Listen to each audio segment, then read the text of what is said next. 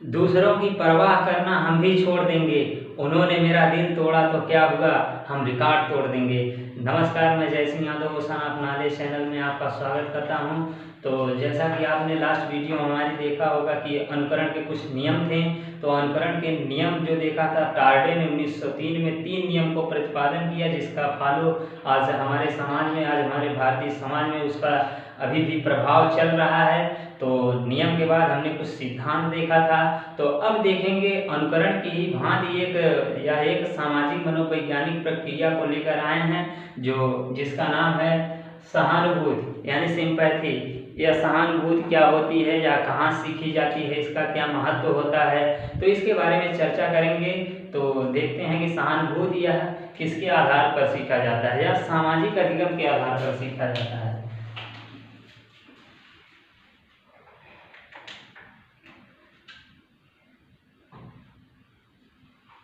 सामाजिक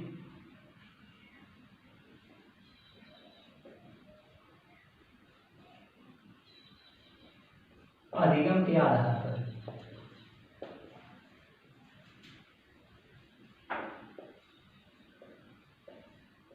सामाजिक अधिगम के आधार पर इसे सीखा जाता है। या कैसे सामाजिक अधिगम का आधार इसका होता है सहानुभूति सीखने का, देखते हैं कि जब समाज से ही यह सब कुछ सीखा जाता है। बालक जब छोटा सा होता है तो उसके अंदर भी सहानुभूति की भावना है, जो उसके माता पिता भरते हैं, तो उसका जो आक्रामक का जो व्यवहार होता है वह नहीं होता है। तो इससे क्या होता है कि सहानुभूति का व्यवहार जो होता है सामाजिक अधिगम के आधार पर सीखता है। बच्चा अपने माता पिता से जैसा व्यवहार सीखता है वैसा व्यवहार वह करने लगता है, स्वयं करने लगता है। तो सहानुभूति भी, जिसके माता पिता दयालु स्वभाव के होते हैं, तो बच्चे स्वाभाविक है कि वो भी वैसा प्रयास करते हैं, वैसा बन जाते हैं। तो ये सब सामाजिक अधिगम, इसका बेस जो होता है, इसका आधार जो होता है समाज में ही सीखा जाता है। तो यह अब देखते हैं कि सहानुभूति क्या होती है। जब किसी दूसरे व्यक्ति को पीड़ित अवस्था में देखकर या उसके खुशी की अवस्था में देखकर, ऐसा नहीं होता है कि सहानुभूति हमेशा दुख में ही प्रकट की जाए, और कभी कभी सुख में भी, कभी कभी क्या सुख और दुख में दोनों बराबर भागीदारी करना ही तो सहानुभूति है।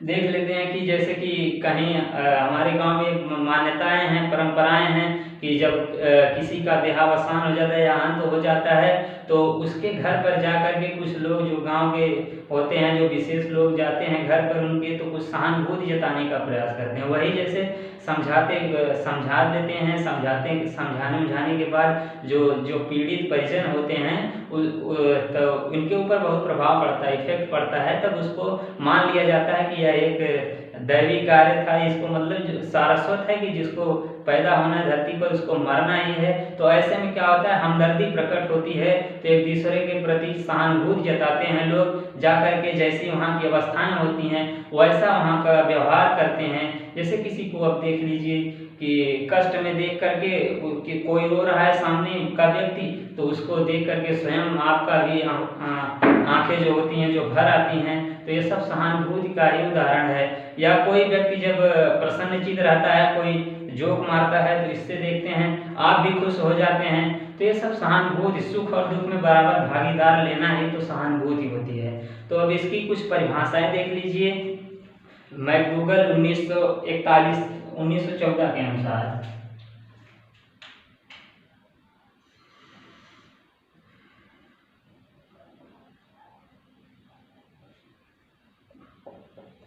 परिभाषा है इसकी,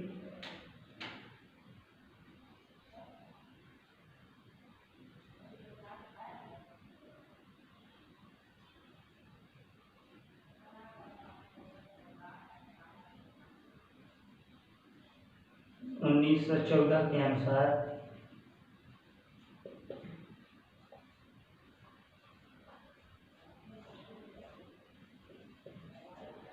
मैकडूगल 1914 में इन्होंने कहा है कि सहानुभूति शब्द का आशय किसी की मनोभावनाएं, संवेग, जो विचार होते हैं और उनके संवेग, उनकी जो जो संवेग होती है उनको देख करके बिल्कुल उन्हीं के जैसा व्यवहार करना, यह सहानुभूति है। जब उसको हम देख लेते हैं, सामने वाले व्यक्ति की जो जो दशा होती है, मानसिक दशा हो चाहे शारीरिक दशा हो या कुछ भी हो, उसकी दशा को जब हम देख करके प्रत्यक्षीकरण करके उसके बारे में जान लेते हैं तो उसी के जैसा व्यवहार करने लगते हैं। तो यह सहानुभूति रही। और दूसरे मनोवैज्ञानिक ने कहा है इसको, जो जेम्स ड्रेबर 1968 में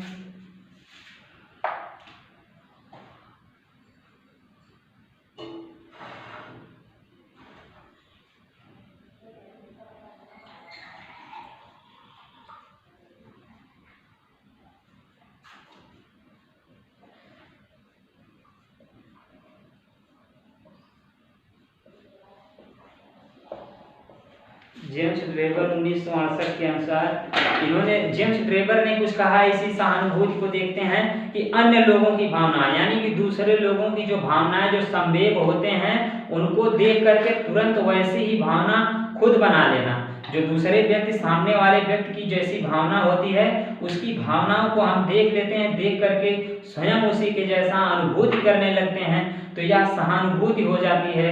तो सहानुभूति में यही होता है कि लोगों के दुख और तकलीफ और सुख और दुख में बराबर उसका साथ देना, तो इससे ही सहानुभूति होती है। तो जेम्स ड्रेबर ने यही बताया है। तो अब देखते हैं कि सहानुभूति के कुछ प्रकार हैं, कितने प्रकार की पाई जाती है। अब सहानुभूति के प्रकार देखते हैं।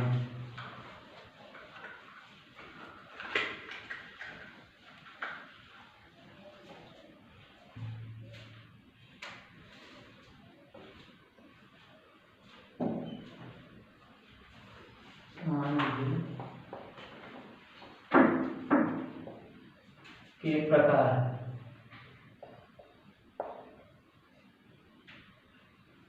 सहानुभूति के प्रकार।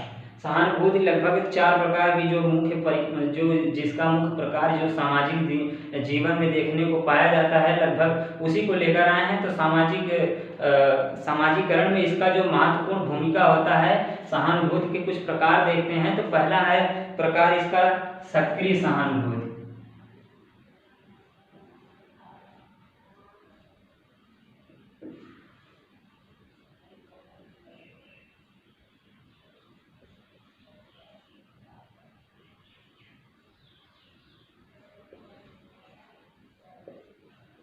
यह सक्रिय सहानुभूति मतलब प्रत्यक्ष रूप से जब किसी दूसरे व्यक्ति को देख करके, यानी कि जब कोई व्यक्ति मान लीजिए कि कष्ट से एकदम पीड़ित है, तो उसको जब हम देख लेते हैं, प्रत्यक्ष रूप से उसकी मदद करने के लिए हमदर्दी हाथ आगे बढ़ाते हैं, उसको एक अच्छी स्थिति में पहुंचाने का जब प्रयास करते हैं, यानी कि उसके प्रति हम भावुकता को व्यक्त करते हैं, तो यह सक्रिय, यानी कि इसको सक्रिय रूप से देख करके, उसकी प्रत्यक्ष रूप से देख करके उसकी जब सहायता करते हैं, तो ये सक्रिय सहानुभूति हो जाती है।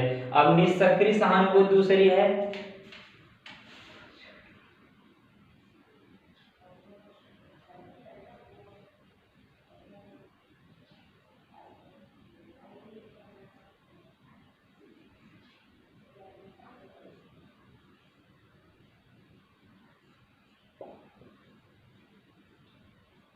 निष्क्रिय सहानुभूति मतलब किसी की हम जब दशा को देख करके, चाह करके भी उसको हम जब उसकी जो कुछ मदद ना कर पाए, तो ऐसी दशा में, ऐसी दशा को, ऐसी स्थिति को हम निष्क्रिय सहानुभूति, यानी कि चाह करके भी हम किसी की मदद नहीं कर सके, उसकी हमदर्दी, उसका हाथ उसके आगे बढ़ाने का प्रयास नहीं कर पाते हैं। कुछ ऐसी स्थितियां भी आ जाती हैं, जैसे किसी को यदि कुछ पैसों की आवश्यकता हो, वह पीड़ित हो, कुछ पैसों से उसको जरूरत होती है, तो चाह करके भी यदि आपके पास नहीं रहता है पैसा, तो ऐसे में आप उसको देने में असक्षम हो जाते हैं।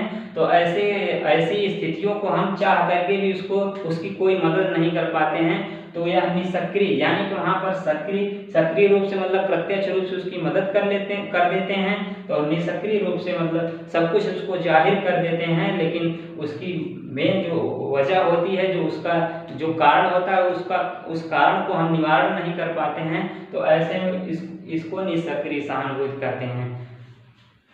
और देखते हैं कि तीसरा जो सहानुभूति है, तीसरा है व्यक्तिगत सहानुभूति।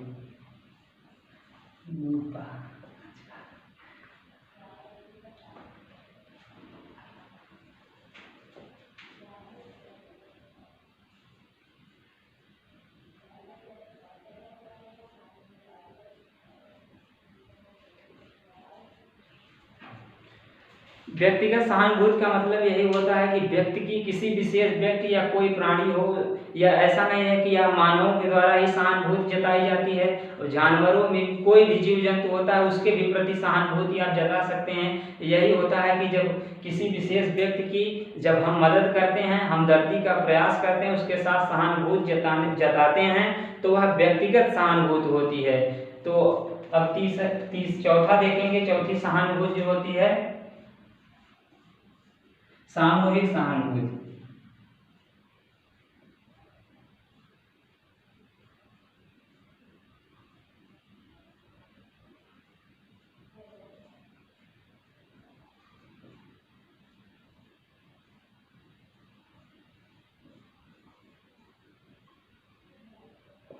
सामूहिक सहानुभूति मतलब एक समूह होता है, किसी भी चीज का एक जब समूह होता है, कोई निश्चित उद्देश्य की जब पूर्ति करने के लिए जब तत्पर रहते हैं, एकता बधी रहती है, तो वह समूह होता है। तो सामूहिक सहानुभूति जो होती है जब वह कहाँ प्रकट होती है, इसको देखते हैं।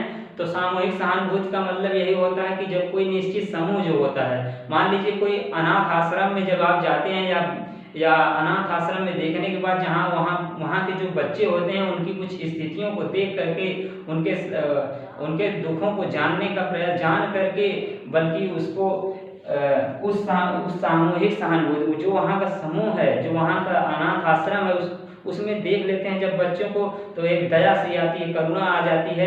तो वहाँ भी कुछ हमदर्दी बताने का प्रयास करते हैं। देखते हैं बड़े बड़े लोग कुछ ना कुछ मदद करने के लिए जरूर जाते हैं वहाँ पर। बच्चों को कुछ लोग अपनी गोद शरण ले लेते हैं, बच्चों को छुड़ा लेते हैं उस अनाथ आश्रम से। तो यह जो वहाँ का जो समूह होता है, तो उसके प्रति भी सहानुभूति जताती है, तो जताया जाता है। तो ऐसे जो सहानुभूति होती है, तो वह सामूहिक सहानुभूति होती है। तो अब देखते हैं कि ये रहा प्रकार, सहानुभूति के प्रकार 4 प्रकार के लगभग थी। अब इसका महत्व देखेंगे।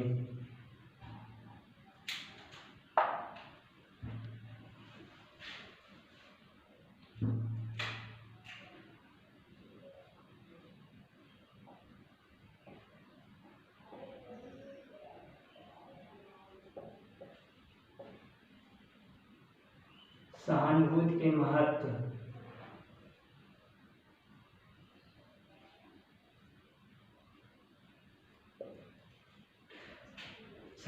अब इसके सहानुभूति के कुछ महत्व देखेंगे। तो महत्व में जो होता है, इसका महत्व सहानुभूति में सामाजिकता,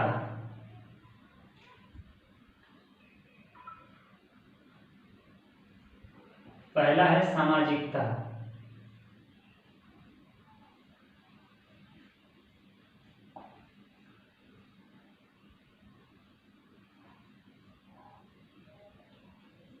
सामाजिकता का मतलब यह एक मित्रता का भाव जो होता है, मित्रता, इससे मित्रता और जो रिश्ते होते हैं तमाम सबको जोड़ कर रखती है। सहानुभूति यह कैसे जोड़ती है, जिस प्रकार एक आप देख सकते हैं जो दीवार होती है, दीवार में सब कुछ जरूरी होता है, जितना सीमेंट बालू ईंट ये सब को ले करके ही दीवार बनती है। तो उसी प्रकार एक रिश्ते की जो नींव होती है उसको बरकरार रखने के लिए यह सहानुभूति भी जरूरी होती है। यदि सहानुभूति नहीं रहे तो रिश्ते में अलगाव हो जाता है, वहाँ पर खिंचाव को छोड़कर वहाँ पर तनाव हो जाता है। तो तमाम ऐसी भावनाएं उठती हैं वहाँ पर। तो यानी आप कह सकते हैं कि सामाजिकता, जो सहानुभूति होती है, सामाजिकता को जन्म देती है। इससे जो रिश्ते होते हैं उलझते नहीं हैं बल्कि सुलझते जाते हैं। तो ऐसे देखते हैं तो सामाजिकता रही है। और दूसरा है मानवता।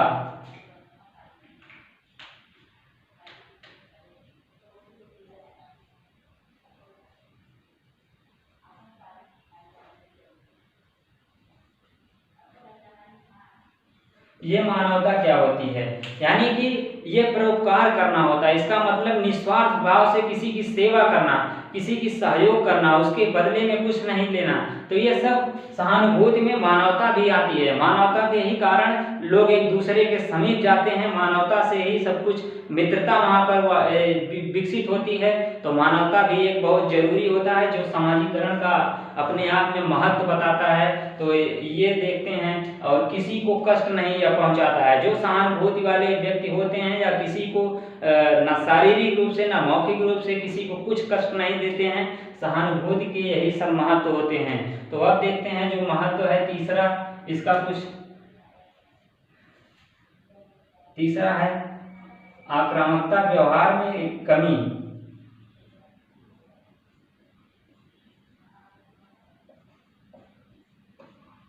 आक्रामकता में कमियां,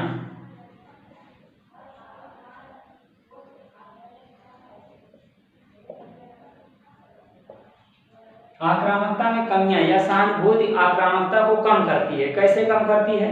जब जब हम किसी के ऊपर जब हम अपना आक्रामक का प्रकोप जताने से पहले उस आक्रामक का परिणाम जान लेते हैं, उसके बारे में परिचित हो जाते हैं कि आक्रामकता व्यवहार काफी खतरनाक हो सकता है, तो इससे सहानुभूति जो होती है, तो सहानुभूति जो जताने वाले होते हैं वह आक्रामक व्यवहार में अमूमन कमियां आ जाती हैं उनको, क्योंकि पता चलता है कि किसी के दुख और तकलीफ को समझ लेते हैं। तो इसमें से ऐसे में क्या करते हैं, तो आक्रामक जो उनका जो व्यवहार होता है वह बहुत कम हो जाता है और धीरे धीरे गिरने लगता है। आक्रामक लोग बहुत कम पाए जाते हैं। जो सहानुभूति वाले जो व्यक्ति होते हैं, जो सहिष्णु व्यक्ति होते हैं, सामाजिक व्यक्ति होते हैं, जिसके अंदर सहानुभूति की भावनाएं अधिक पाई जाती है, वह आक्रामक नहीं होते हैं, वह आक्रामकता में उनके कमियां आ जाती हैं। तो ये सहानुभूति का महत्व जताता है कि आक्रामकता में कमियां आती हैं। अब देखते हैं चौथा है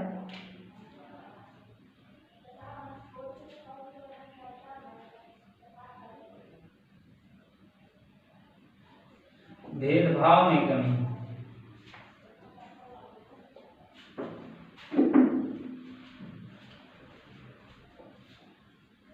सहानुभूति से भेदभाव जो होता है, क्या उसमें कमियां आती हैं? बिल्कुल सही है, इससे भेदभाव में बहुत कमियां आती हैं। सहानुभूति करने वाले जो व्यक्ति होते हैं, जो सहानुभूति प्रकट करते हैं, वे ये नहीं देखते हैं कि किस जाति के हैं आप, किस अगला व्यक्ति जो पीड़ित है वह किस जाति का है, किस धर्म का है, किस वर्ग का है, किस लिंग का है, इसकी परवाह किए बिना आप सहानुभूति जब जताते हैं, सामने वाले की मदद करते हैं, तो इसमें से क्या होगा, आपके अंदर जो भेदभाव की जो क्षमता होगी, जो ऊंच नीच की भावना होगी, उसको आप कमी कर उसके वो आपके अंदर कमी होगी। तो भेदभाव की कमियां भी इससे होती हैं। तो आज के लिए बस इतना।